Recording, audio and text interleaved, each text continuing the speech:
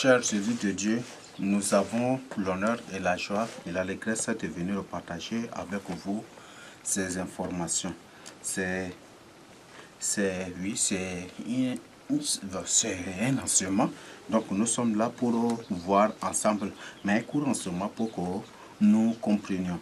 Donc sans plus tarder, nous allons prier pour entrer dans notre enseignement. Père, nous bénissons ton Seigneur, nous te rendons des actions de grâce.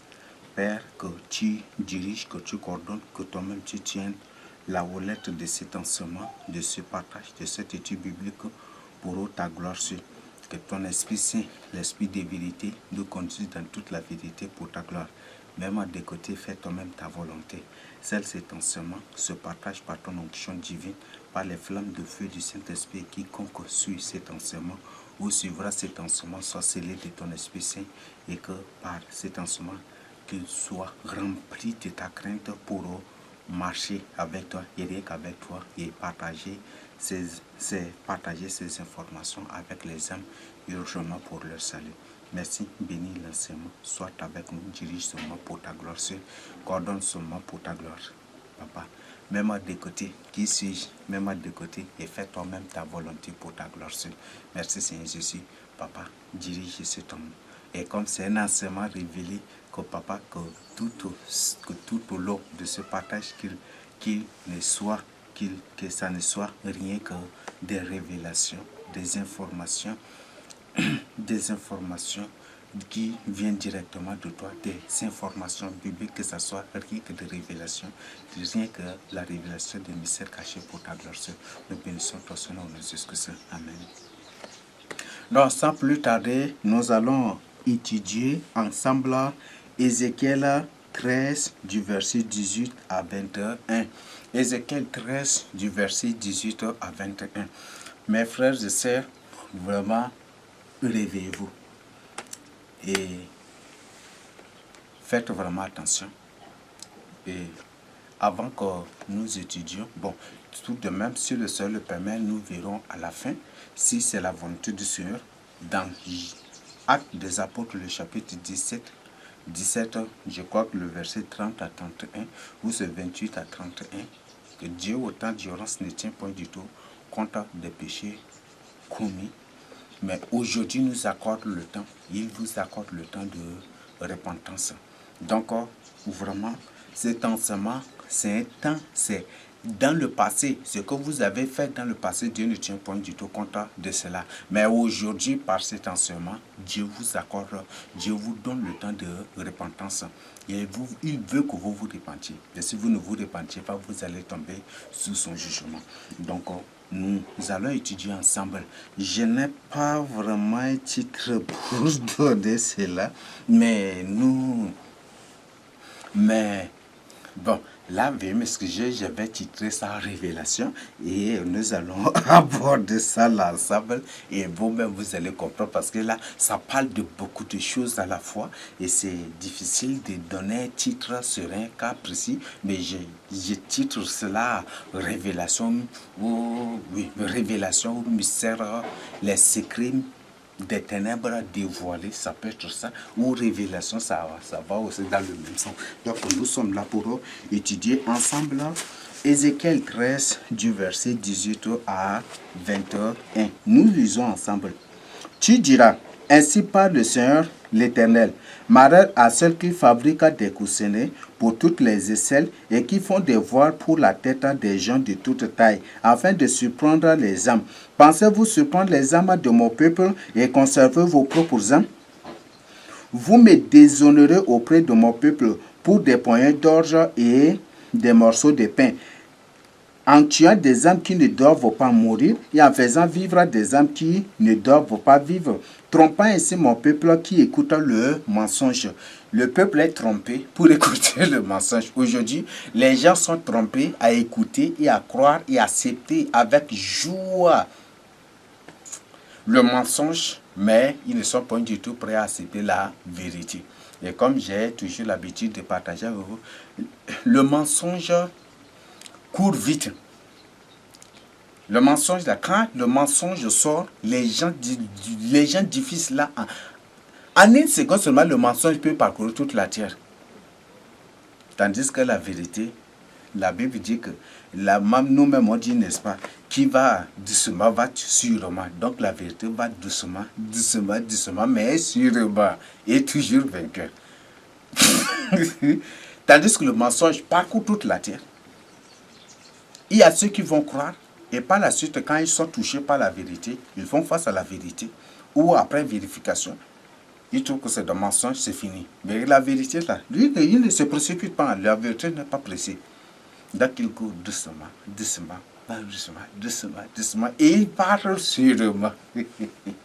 Il part sûrement. Donc lui ne faillit. La vérité ne faillit point du tout. Tandis que le mensonge faillit et fini. Et le mensonge est écrasé, sera écrasé, effacé complètement. La vérité, personne ne peut effacer la vérité. Même l'Antichrist, on dit que dans Daniel 8, verset 12, je voudrais vraiment présenter une exhortation sur ça. C'est Daniel 8, verset 12 ou combien, qui dit que la corne jettera la vérité par terre et restera dans toutes ses entreprises. Vous voyez ça? Même l'Antichrist, malgré tout ce qu'il fera pour jeter la vérité par terre, pour faire croire, il fera tout pour que les gens croient que tout ce qu'on partage avec vous, toute la parole de Dieu et même la Bible, c'est un mensonge. C'est ce que l'Antichrist va faire. Mais il ne réussira pas. Parce que s'il réussira, on n'allait pas parler d'un réveil en Israël. On ne parlera pas du tout du réveil en Israël. Disons, n'est-ce pas? Donc la vérité là, personne ne peut emprisonner. Parce que Dieu a dit même malheur à ceux qui retiennent la vérité captive. Malheur. Donc pour dire qu'il ne peut pas du tout. Parce que la vérité elle-même c'est une personne qu'on appelle Jésus-Christ. Nous continuons. Le verset 20. C'est pourquoi ainsi parle le Seigneur l'Éternel. Voici j'en veux à vos coussinets, par lesquels vous surprenez les âmes, afin qu'elles s'envolent. Et je les arracherai de vos bras, et je délivrerai les âmes que vous cherchez à surprendre, qu'elles s'envolent, afin qu'elles s'envolent. J'arracherai aussi vos voiles, et je délivrerai de vos mains mon peuple. Ils ne serviront plus de piège entre vos mains, et vous saurez que je suis l'Éternel. Parce que vous affligez le cœur du juste par des mensonges. Vous voyez ça? Affligez le cœur du juste par des mensonges. On partage la vérité. Les gens racontent que c'est un mensonge. Les gens répandent partout pour nous accuser, partout pour raconter n'importe. C'est affliger, n'est-ce pas? Et le but, c'est pour nous décourager, pour nous mettre en colère. Alors que Dieu lui-même ne fait point du tout cela. Raconte n'importe quoi. Quand moi-même je ne l'ai point attrissé, et parce que vous fortifiez les mains du méchant, pour l'empêcher de quitter sa mauvaise voie et pour le faire vivre. Vous n'aurez plus de vaines visions et vous ne prononcerez plus d'oracle. Je délivrerai de vos mains mon peuple et vous saurez que je suis l'Éternel. Ces versets, le chapitre 13 d'Ézéchiel s'adresse aux faux prophètes. Et dans cela, le Seigneur s'adresse à des gens particuliers. Des gens qui sont dans l'occultisme, qui font des choses des ténèbres, qui fabriquent des choses, qui font des choses pour prendre les âmes au piège. Le Seigneur est en train de parler des activités mystiques occultes, des choses telles que les coussins. Vous connaissez ce qu'on appelle les coussinets, vous connaissez cela, n'est-ce pas? Vous voyez? Et les voiles pour la tête de toute taille, n'est-ce pas? Pour les gens de toute taille. Les gens fabriquaient des voiles. Vous connaissez ce qu'on appelle les voiles. Aujourd'hui, les voiles, vous le savez, n'est-ce pas? Les voiles, c'est partout. Les mouchoirs de tête, tout cela, c'est voiles, n'est-ce pas? Et donc, ce n'est pas aujourd'hui que ces choses sont créées pour prendre les âmes au piège. Mais au temps d'Ézéchiel, ces choses existaient déjà. Au temps d'Ésaïe, en lisant Ésaïe 3, vous comprenez que ces choses existaient déjà. Donc, ces activités mystiques-là existaient. Donc, qu'est-ce que c'est? qu'est-ce qui se passait? Les gens fabriquaient des choses, des mouchoirs de tête, les coussinets, les petits coussins, les trucs des aisselles ou les soutiens-gorge, ces choses-là. Je n'ai pas dit que Dieu condamne les soutiens-gorge. Nos pères eux-mêmes cousaient les soutiens-gorge pour coudre. Je dis nos pères, nos mères dans le passé eux-mêmes. Il y a beaucoup aujourd'hui qui eux-mêmes qui coudent ces choses. Tu peux trouver un tailleur et de ce tailleur-là peut te coudre un soutien-gorge que tu peux porter sans problème.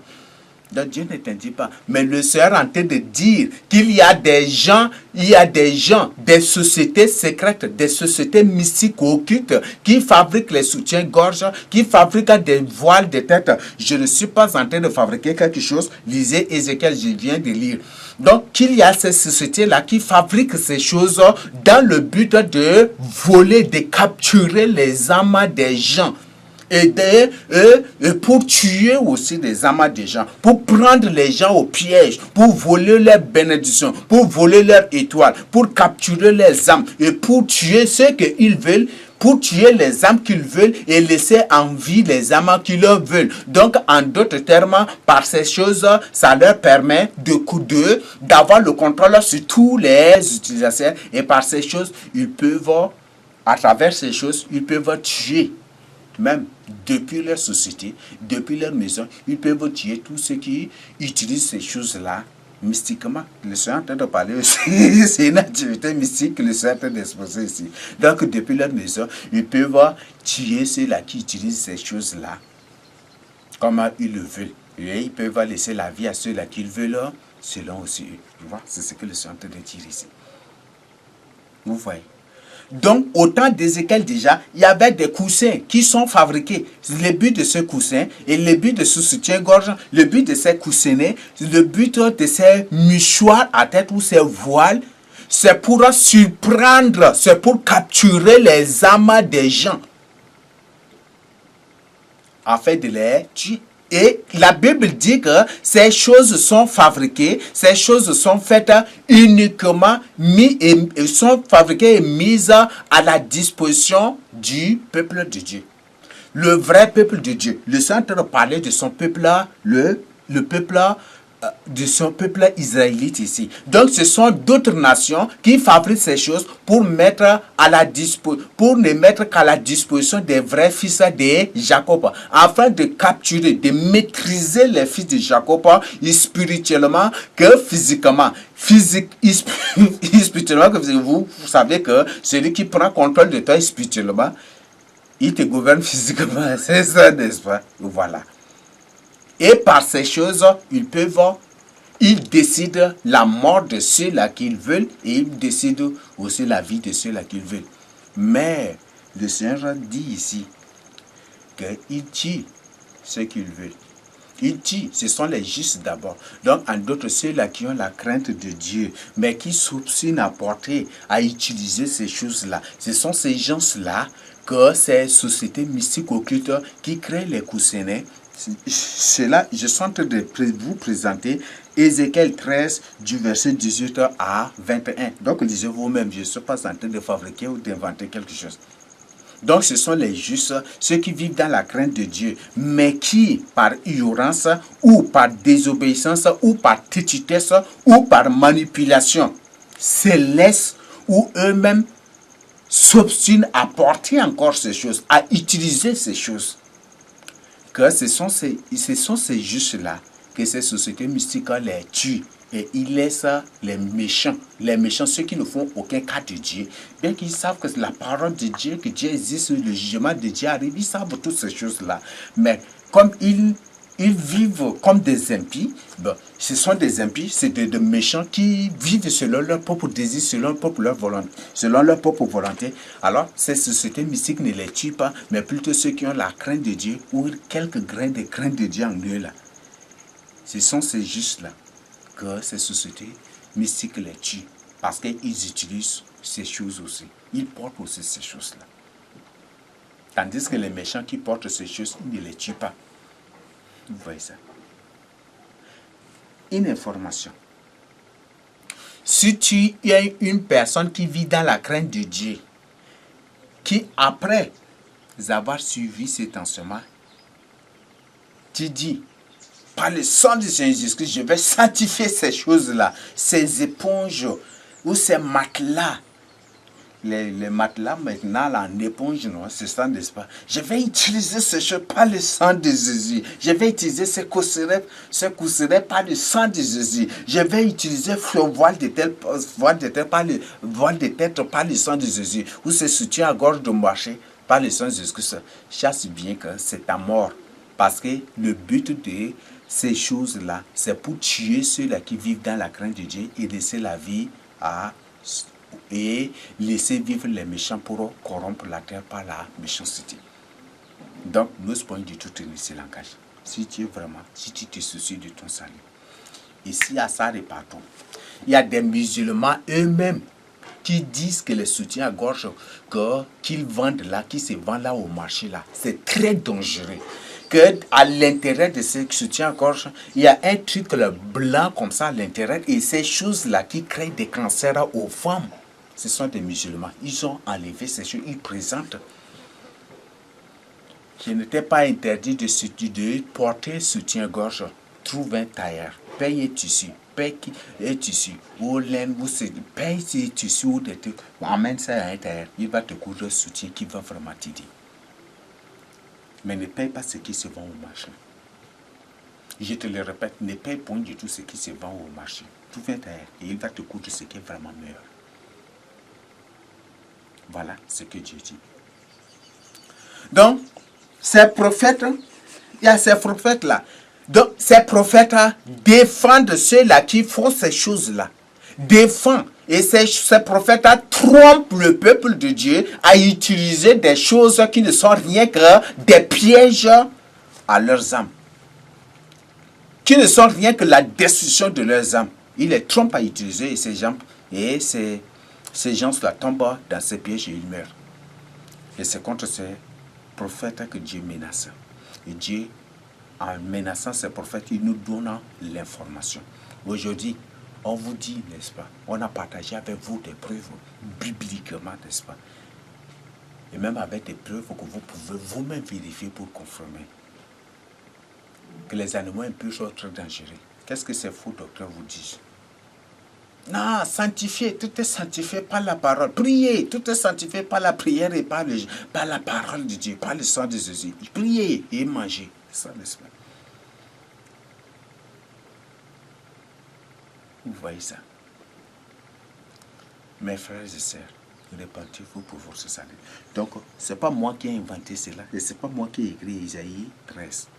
Donc, Isaïe 13, verset 18 à 21, nous informe qu'il y a des gens qui fabriquent, qui créent, qui fabriquent des voiles de tête, non, qui fabriquent des voiles de tête. Et qui fabriquent aussi des coussinets et bien d'autres choses pour juste prendre des âmes au piège, pour capturer des âmes, en fait de tuer les âmes là qui vivent dans la crainte de Dieu et laisser les âmes méchantes pour répandre la méchanceté sur toute la terre. Vous voyez ça? Peut-être tu vas me dire, non, je peux prier, mais mon frère, je lis le verset là pour comprendre. Si tu vis dans la crainte de Dieu, que tu portes ces choses, tu vas mourir. Donc ne tente pas Dieu. Même le Seigneur Jésus a dit, tu ne tenteras point l'Éternel ton Dieu. Donc je t'en prie, ne porte point du tout ces choses-là. N'utilise point du tout ces choses. Il y a des matelas d'éponge. C'est très dangereux, mes frères et sœurs. Vous ne savez pas, les matelas d'éponge là, beaucoup, par exemple, tu dors. Moi, avant, je dormais dans ces choses-là. Dans ça, j'utilisais ces choses-là. Mais j'ai remarqué, j'ai constaté que chaque fois que je dors dans cela, le matin, je ne peux pas. Et quand je me réveille là, c'est comme si je n'ai plus de sang dans mon corps. Et quand je me dresse, j'essaie seulement de me dresser là, mes os, c'est vraiment terrible. J'ai une fatigue vraiment anormale. Je n'étais pas du tout tranquille.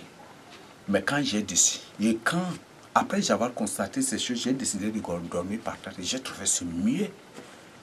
C'est mieux, très mieux que de dormir dans ces éponges-là. Ceux qui utilisent les matelas d'éponge-là, eux-mêmes, ils vont témoigner ces choses-là. Ils vont même eux-mêmes témoigner ces choses s'ils se sentent de mentir. Je ne mens point du tout. Les coussinets, de ça, parler de... on dit, c'est on vient de lire, les coussinets. Donc, il y a des coussins même qui sont fabriqués pour prendre les gens au piège.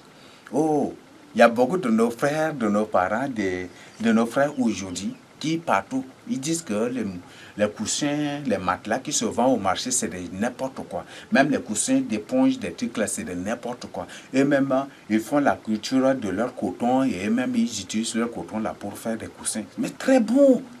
Eux-mêmes, ils font pour eux. C'est bon. Toi-même, tu peux faire pour toi aussi. Il y a eux-mêmes certains qui ont témoigné que non, ça, faire toi-même, si tu fais ces choses, toi-même, si tu fais ces choses, ça, c'est vraiment bon. La plupart des choses que les gens vendent au marché, ils font des incantations même dessus. Et parfois, c'est des choses qui ne viennent point du tout de cette terre. Ça vient d'un autre royaume. Ça vient d'une autre dimension. Donc, reviens au Seigneur Jésus-Christ. C'est pour ton soir, pour ton bien à toi-même. Parce que ce n'est pas moi qui ai écrit Ézéchiel 13, 18 à 21. Donc, je t'invite de lire Ézéchiel 13, 18 à 21. Si je sens de mentir. Donc, il y a des matelas qui sont des matelas d'éponge. C'est de n'importe quoi. Toi-même qui utilises cela, fais une expérience. Dors par terre. Et après, dors dans le matelas. Fais une expérience. Si tu vois, toi-même, tu vas témoigner. Les coussinets, je sais parler des coussinets ici, des voiles de tête. Je n'étais pas interdit de porter les voiles de tête. Mais le Seigneur te demande de faire toi-même ton voile de tête. Entre d'autres termes, cours toi-même ton voile de tête. Donc, paye un tissu.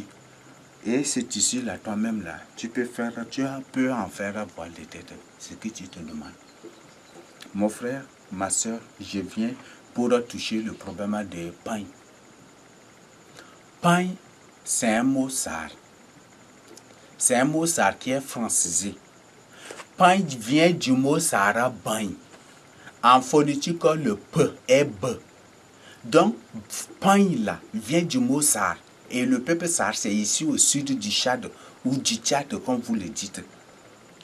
Donc, ici, ça vient du mot bain. Bain, c'est une pratique païenne. Bain signifie une pratique, c'est une pratique païenne, tout le monde le sait. Donc, ça signifie une pratique païenne.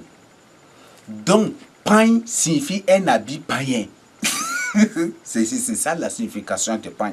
Donc, bain ou pain, c'est la même chose, n'est-ce pas? En phonétique, le B est P. Parce que le B, le B, le B. Vous renversez, ça devient P, et le P, vous renversez, ça devient B. C'est ça, n'est-ce pas? Et si vous tournez encore, ça devient que. Le P, là, ça devient B, ça devient que. Et ça peut aussi devenir autre encore B, quoi, la bémol, des trucs comme ça, qui renvoient un peu à T, D, C, c'est beaucoup. C'est ça, les G phonétiques. Donc, bain, une pratique signifie, ça signifie, c'est pratique païenne. C'est ça, non? Bain, pratique païenne. Et pain, c'est bain là qui est francisé en pain. Donc, ça signifie un habit païen. Donc, pour dire que les Occidentaux, quand ils étaient arrivés en Afrique, ils ont dépouillé nos pères ils ont dépouillé nos pères de leurs habits d'origine pour remplacer par ces habits païens qu'on appelle la païen. Et c'est comme ça. Et Dieu a dit dans Sophonie 3, je crois que c'est le verset 7 ou 17 ou comment, que Dieu, qu'il va juger ceux qui portent des habits étrangers. Mon frère, ma soeur, même si tu es le grand-père de Jésus-Christ, même si tu es la grand-mère de Jésus-Christ, si tu portes pain, tu ne seras pas sauvé. Si tu portes pain, tu ne seras pas enlevé. Peut-être tu vas me poser la question, mais ceux qui ont porté cela dans le passé et qui sont morts dans ces habillements, quel sera leur sort? Le Seigneur dit, dans Acte 17, nous allons lire ensemble. Acte 17, verset 30.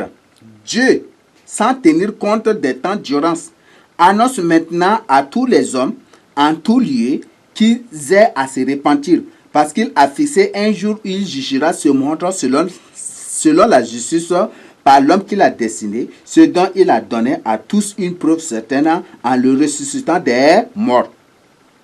Donc, dans ceux-là qui dans l'ignorance, Dieu dit, dans l'ignorance là, étant dans l'ignorance là, Dieu ne tient pas compte. Mais aujourd'hui, tu es déjà informé. Ce n'est pas aujourd'hui qu'on vient de partager ces choses avec vous. C'est depuis qu'on parlait contre les pains. Ce sont des habits sataniques, des habits commandés par les sociétés secrètes.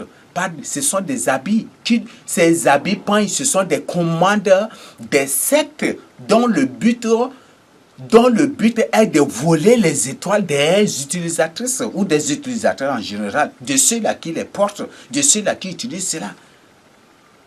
Combien de gens ont témoigné qu'en portant tel pain, ils étaient attaqués la nuit? Combien de gens étaient devenus fous juste à cause des pains là? Combien de gens, c'est un vous? Combien de gens qui, après avoir payé un habit pain, la nuit sont là à crier, ouais, jusqu'à, et le matin, ils sont obligés de brûler là. Combien de gens? Réveillez-vous, mes frères et sœurs. Réveillez-vous. Donc, ces habits sont des habits sataniques. Donc, tous les habits peints à la surface de la terre, ce sont des habits de pièges. Peint vient du mot Sarah, bain. Bain, c'est une pratique païenne. Donc, pain signifie un habit païen. Donc, un habit qu'un enfant de Dieu ne doit point du tout porter. Même les musulmans, qui sont des païens, disent que c'est un habit de païens. C'est un habit des idolâtres. Vous voyez ça là? Oui, ils disent que c'est un habit des idolâtres. Mais vous voyez, sur les pains, toujours vous trouvez des dessins, n'est-ce pas? Il y a un enseignement que je voudrais venir. Ça, c'est le premier commandement de Dieu. Un enseignement que je voudrais vous présenter sur le premier commandement de Dieu. Dieu dit que tu ne feras aucune représentation des choses qui sont dans les cieux, sur la terre, dans la mer et dans aucun autre endroit. C'est ça, n'est-ce pas? Et on vous représente des choses sur des habits que vous portez. C'est de l'idolâtrie devant le Seigneur. Dieu condamne cela. Les musulmans disent que ça, c'est un habit des idolâtres. Vous comprenez? Vous voyez ça? Donc, c'est un habit étranger. Si tu es un Tchadien, un Africain, si tu es un Bantou, même si tu es dans n'importe quel pays où tu te trouves, ne porte point du tout des pains. C'est un habit païen. Pain vient du mot Sahara. Bain, c'est une pratique païenne. C'est une pratique d'idolâtrie, c'est une pratique païenne. Donc, pain signifie habit païen. Ne porte point du tout cela. Ils sont venus, ils ont dépouillé nos pères de nos habits originaux pour remplacer aujourd'hui, pour nous imposer les pains qui ne sont rien que des habits païens. Ne porte plus cela. Même si tu as un seul habit, contente-toi de cet habit-là pour porter. Contente-toi de ce seul habit-là pour porter. Mais ne cours pas derrière les pains. Qui que tu sois, même si tu es le grand-père ou la grand-mère de Jésus, ne porte plus cela. Ne porte plus. Parce que si tu meurs dans cela, tu ne seras pas sauvé. Parce que si l'enlèvement arrive, tu ne seras pas enlevé. Tu ne seras pas enlevé. Avec cette vie, tu ne seras pas du temps enlevé. Parce que tu es un idolâtre. Sur tous les points, c'est trop des caricatures, des dessins, des photos, des images, des représentations sataniques, mystiques, occultes, même des logos mystiques, occultes là. Ne porte point du tout ces choses-là. Donc, c'est ce que Dieu nous dit. Ce n'est pas moi qui ai inventé. C'est une information. Donc, quelle est ta position? Ta position. Quelle est ta décision? Ne suis point du tout les gens. Le Dieu, dans Ézéchiel 13, nous parle des faux prophètes, des faux docteurs qui trompent le peuple à porter ces choses-là en leur disant, comme dans notre temps, vous pouvez sanctifier ça par le sang de Jésus. Vous pouvez ça purifier ça par le sang de Jésus. Le sang de Jésus se purifie tout. Le nom de Jésus, par le nom de Jésus, vous pouvez porter. Ce sont des faux docteurs, des faux prophètes, des serviteurs de Satan. Ne les écoutez point du tout. Ne le portez plus jamais ces choses-là. Pain vient du mot Sahara, bain. Bain. Et bain là. Quand bain, maintenant, ça va. Ben, ça c'est l'adjectif, non? Ben, maintenant c'est l'adjectif.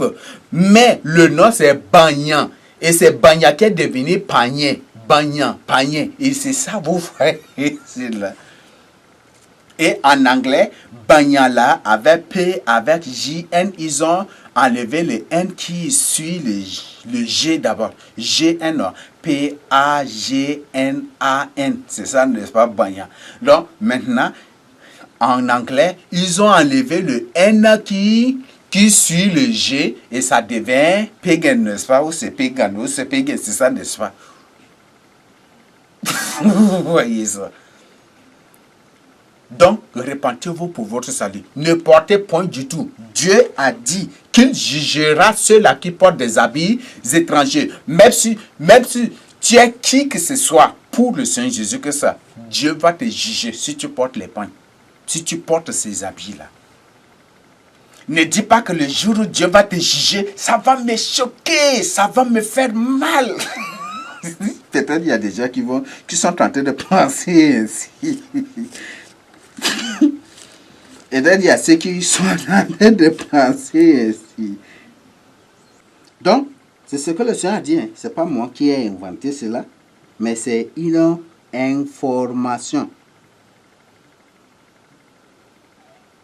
Donc, le Seigneur a dit qu'il... Non, le Seigneur a dit. Le Seigneur ouvertement dit qu'il jugera ceux qui portent des habits étrangers. Qu'il se précipitera, qu'il se hâtera pour juger ceux qui portent des habits étrangers. Sophonie 1, verset 8. Au jour du sacrifice de l'Éternel, je châtierai les princes et les fils du roi et tous ceux qui portent des vêtements étrangers. Donc, c'est ce que Dieu dit dans Sophonie 1, verset 8 que nous venons de lire. Donc, ne porte plus jamais pain. Et il y a beaucoup de choses qui se vendent au marché qui ne sont point du tout des choses créées par l'homme, mais des choses venues, transportées d'une autre dimension, d'un autre royaume à la surface de la terre, juste pour capturer les âmes des gens. Et si ton âme est capturée et que toi tu vis dans la crainte de Dieu, il va te tuer. Mais les méchants là, ceux qui ne font aucun cas de Dieu, ceux qui combattent, ou ceci, ils ne vont leur rien faire. Mais toi qui vis dans la crainte de Dieu, qui va mourir. Si tu ne veux pas, si tu ne me crois pas, fais seulement l'expérience, c'est toi. Après ta mort, tu vas me croire. Ne porte plus jamais ses habits. Si tu es une personne qui se soucie de sa propre vie, mais si tu veux te suicider ou des trucs là, fais ce que... Mais je t'invite à te repentir. Ne porte plus. Donc les voiles, les mouchoirs de tête, les foulards, ou les ceci, les cela, qui ne portent plus jamais, qui se vendent au marché, ne porte. Paye toi-même ton tissu, et pour en faire un mouchoir de tête pour porter, ou pour utiliser comme mouchoir de tête, ou voile, ou ceci. Mais ne paye point du tout les mouchoirs qui se vendent au marché, ni les coussinets, ni les matelas d'éponge. Le Seigneur a parlé d'ici, des choses créées pour prendre des âmes au piège. Faites vraiment attention. Réveillez-vous. Il y a des nourritures qui ne sont rien que de n'importe quoi. De la boue fabriquée, traitée technologiquement est devenue autre chose que les gens mangent. Le Seigneur a dit, c'est l'homme, que c'est le serpent qui doit manger la boue. C'est ça, n'est-ce pas? C'est de la poussière qui se nourrira. C'est ça, n'est-ce pas? Quand Dieu maudissait le serpent. C'est ça, n'est-ce pas? Et aujourd'hui, qu'est-ce que les gens sont? Vous voyez ça? Il y a certaines femmes qui disent, non, ma grossesse m'a imposé de manger la poussière, la boue, l'argile. L'enfant, c'est une preuve que l'enfant que tu portes dans ton ventre là, c'est un enfant serpent. Donc c'est pour ça qu'il te pousse à manger de l'argile, à manger de poussière, à manger de la boue, à manger des choses n'importe quoi. C'est un enfant pour serpent que tu portes. Donc voilà, ouvre tes yeux pour ton salut. Parce que Dieu n'a pas du tout créé. Dieu n'a pas du tout maudit l'homme à manger de la poussière, mais plutôt à manger de la sémence ou à travailler pour trouver de quoi manger. Mais pas du tout à manger de la poussière. Si ta grossesse là, l'enfant qui est dans ton ventre te pousse à manger de l'argile, à manger de la boue, à manger de ceci, ou à manger des margoullas, à manger des cafards, à manger des vers. Ça, c'est des réalités. Il y a beaucoup. Vous voyez ça? C'est un enfant serpent, c'est un enfant démon. Ce n'est pas un enfant humain normal. À manger des caméléons, à manger des lézards, à manger des serpents, des trucs comme ça, ce n'est pas un enfant normal. C'est un démon. Donc, répands-toi pour ton salut. Donc, ouvre tes yeux pour ton salut. Marche avec le Seigneur Jésus-Christ. Il y a des femmes qui disent que leur grossesse les a poussées, les pousse à manger des craies, des mouches, des céciles. Vous voyez ça? Ce n'est pas un enfant normal, c'est un enfant démon que tu portes. C'est ainsi qu'on reconnaît les vrais enfants qui viennent à la surface de la terre et les enfants des mots aussi qui entrent dans les ventres des femmes pour venir à la surface de la terre. Donc il y a beaucoup de semences de Satan. Réveillez-vous pour votre salut. Donc voilà le partage que je voudrais faire avec vous. Les pains ne portent point du tout parce que pain signifie habit, panier. Bain, ça vient de bain. Et le nom en ça c'est pain. C'est bagna. Bagna qui est maintenant aujourd'hui, on trouve c'est bagné. Et bain. Bain là, qu'on appelle, qui s'appelle pain. Donc c'est un habit d'idolâtre. Un habit d'idolâtre, c'est un habit bagné. Donc ne porte pas du tout ces choses-là. Ouvre tes yeux pour ton salut. Il y a beaucoup d'autres choses. Donc toi-même, investis-toi dans la méditation de la parole de Dieu. Tu vas découvrir tant d'autres choses. Voilà ce que je tiens à partager avec vous. Laissons cela au nom du Seigneur Jésus-Christ, ce nouvel point du tout de partager urgemment avec les âmes pour leur salut. Merci, je te le donne au nom de Jésus-Christ. Amen.